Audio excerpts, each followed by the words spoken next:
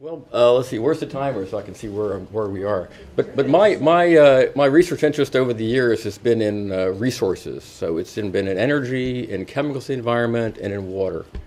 So for my 8 minutes, I thought I'd just pick one of those, and I was going to pick an area I'm fairly deep in, which is chlorine in the environment. And I picked one segment of that, which is the pharmaceutical segment.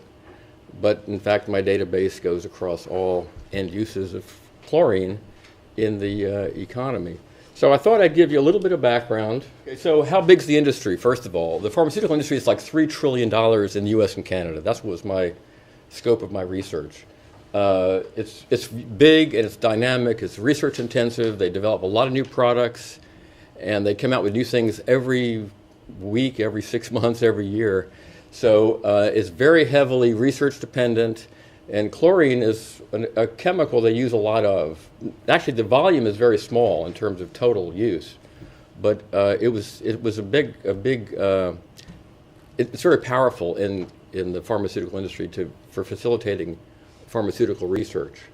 So, and there have been numerous proposals that have been proposed over the last 20, 30 years to limit chlorine in the environment. So it's been under attack by a number of groups. And I was involved in research to answer really several questions. How important is it in pharmaceutical research? What happens if we have to do away with it? And then what was the cost to consumers if we had to eliminate the use of chlorine? So those are my three research questions for today. How important is it? Has the pattern changed? Now, I've been doing this research for decades, so I have some longitudinal data plus a point-in-time data. I want to share that with you. And then I want to show you an economic model about what if we had to do away with it, what would consumers have to pay? So I'm going to go through this fairly quickly. I think I'll have a couple of minutes to spare. But I took the data from the official sources at CMS, Medicare data, Medicaid data. I did this research on the US and Canada. And you see on this chart how big the market is. I stripped out of the data administrative costs and R&D costs for healthcare, because they're not research intensive, and they don't have to do with current pharmaceutical manufacturing. So in the U.S., it's about a $2.3 trillion market, of which pharmaceuticals, which is the top line there, is about $345 billion of spending. Now this is on branded drugs. If you'd look at nutritionals and over-the-counter, you'd have another 20 billion or so in spending. And the column 2 there, data is for Canada, and then the total column is in the far right, and it's $2.5 trillion. That's the market size, and you can see at the bottom all of the caveats about what we looked at in terms of nursing care, hospitals, etc. I then looked at the data this is from 1990 to 2012, and this is just a small subset of the database. This is the top 10.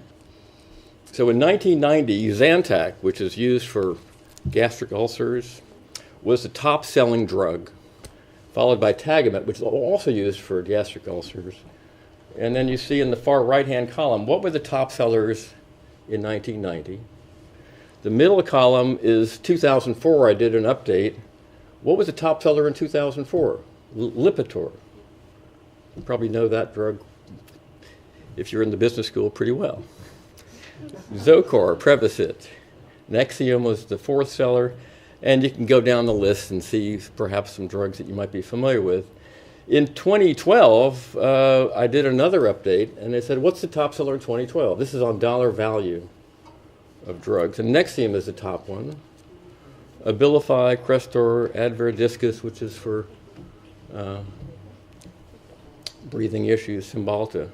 So I said, well, where is chlorine in this list? Where is chlorine in the list? So I went back to the patent literature, to the manufacturing literature, to all of the ways to find out where chlorine might go into the manufacture of these drugs. And if there was a yes, I had to say that chlorine's involved, and a no means there's no chlorine involvement. And so I said, let's take the ones that use chlorine out of the list. Okay, well, that leaves Zantac and Adalat. Let's go to 2204 and take the chlorine out of that list. The whole list is wiped out. What about 2012? Well, we got Copaxone. Thank goodness for that. So what we're finding is that if you look down at the pharmaceutical roster, now what's in your medicine cabinet, chlorine is heavily involved. Now one could argue, well, you only looked at 10. That's not a big enough sample. You got to broaden the list. So we looked at many more. We looked at 182 in 1990, 200 in 2004, and 100 in 2012. And the weighted average of chlorine involvement in the 3 years is shown in the second row, 85% in 1990, 93% in 2004, and 88% in 2012. So what we've concluded is that even though chlorine's under attack, or people are trying to diminish the use of chlorine, its use in pharmaceuticals has never been diminished over this long period. It's found in all therapeutic categories. I don't want to show you the data, but if you break it down between anti-cancer drugs, heart ulcers, blood thinners, HIV, it shows up in almost every category at the same kind of rate. So even though that list of drugs has changed dramatically over the period. So what do consumers gain? Okay, if we have to wipe out all of these drugs, there are some alternatives. So what would consumers do? Well, as a good business person, you say there are alternatives for everything. They'd find the next best solution. So here are the three choices that we looked at. They could use the next best drug. So we've talked to doctors and say, well, if you can't prescribe Zantac or Tagamet, what would you use? Well, there are other drugs in the category, less effective, less useful. You could do without and just suffer. Oh my goodness, can't do that. Or you could find other solutions, like there are other solutions before these drugs were invented, which often involve longer hospital stays, perhaps surgical procedures, etc.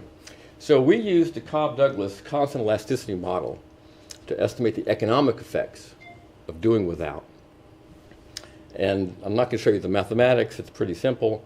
But the bottom line here is that if you do without, if you choose option 3, which is the most likely option, it'll cost consumers roughly $400 billion a year in additional costs, direct, not counting the indirect benefits of lost productivity, reduced work time, all of those other factors.